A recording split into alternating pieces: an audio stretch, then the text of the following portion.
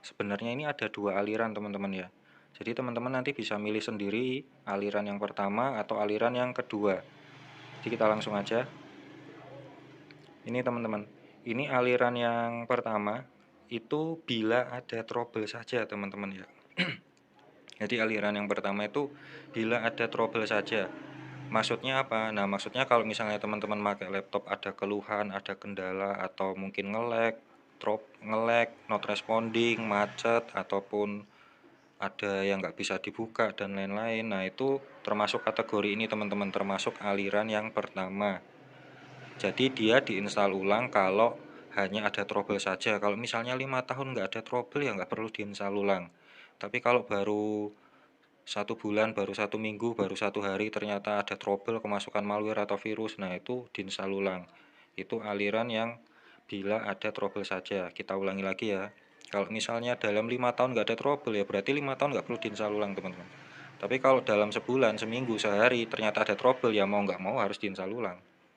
Itu aliran yang pertama. Kita next aliran yang kedua. Aliran yang kedua ini rekomendasi per 6 bulan. Ini aliran yang kedua teman-teman ya. Karena, nah ini karenanya yang paling penting. Aliran yang pertama tadi yang ini itu adalah aliran yang belum adanya malware atau malware belum trending banget teman-teman, belum terkenal banget. Nah, itu aliran pertama. Malware itu menurut kita bagi dua. Yang misalnya yang ini yang pertama nih yang ecek-ecek lah, yang pion, yang kecil, yang gampang. Yang satunya itu adalah malware yang tingkatannya high. Nah, yang ini high.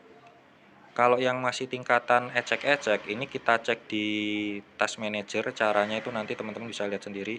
Itu bisa teman-teman. Bisa kelihatan jelas banget kalau dia ini malware, itu jelas banget kelihatan. Ini kalau yang levelnya ecek-ecek. Tapi kalau yang levelnya high itu kita nggak bisa ngelihat lewat ini teman-teman, lewat sistem itu kita nggak bisa ngelihat, kita hanya bisa lewat gejala-gejalanya aja, kita hanya bisa merasakan aja.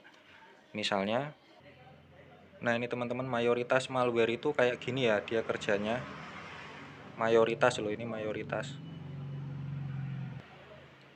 Jadi mayoritas malware ya kayak gini kerjanya, dia tuh bikin beban berat.